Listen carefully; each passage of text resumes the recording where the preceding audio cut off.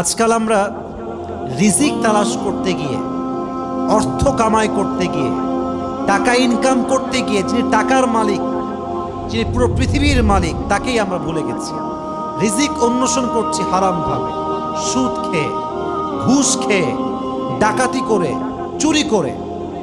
এই জন্য কবি বলেছেন যে লোক ভুল গয়ে ফিক্রে রোজি মে রজ্জাক কো, খেয়ালে রিস্ক হে মগর রজ্জাক কা খেয়াল নেই।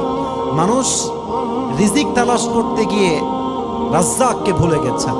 যিনি রিজিক দিবেন, রিজিক দাতা, তাকে যদি কেউ ভুলে যায়, তার রিজিকে কখনো বরকত আসতে পারে পারে পারে পারে না।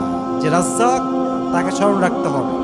রিজিকের পুরো কনসেপ্টটাকে ক্লিয়ার করা ট্রাই করব।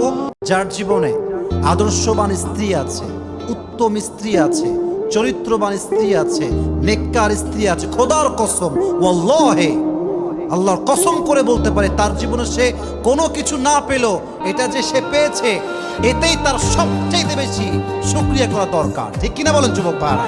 অনেক লোক আছে, অনেক কাজ করে, জব, বিজনেস, বাইরে ঘোরাফেরা, বন্ধুর সঙ্গে আড্ডা, সাইকেলিং, বাইকিং, কার ড্রাইভিং করছে, সব করে, বাট বইয়ের জন্য সময় পায় না। বড় আফসোস এইটা। রিজিককে যে মূল্যায়ন করে না, রিজিকের কদর যে করে না, তার রিজিক তার কাছে বেশি দিন থাকে না।